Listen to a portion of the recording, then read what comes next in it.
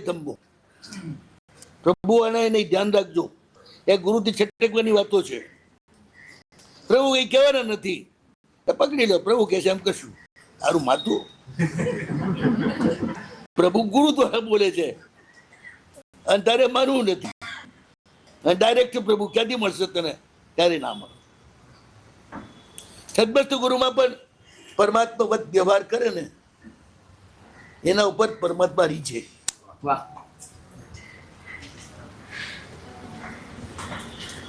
અને જગતના સામાન્યમાં સામાન્ય જીવને પણ પ્રભુ સ્વરૂપે જુએ, એના ઉપર પ્રભુની કરુણા નજર પડે.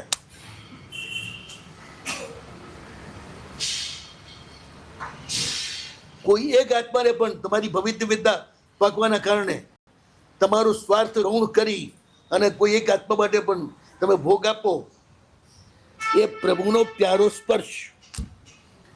અમારા યશોજી મહારાજ કહે છે તે તું મીઠો તો મિલના હોય, એમનું ધ્રુવ વાક્ય છે.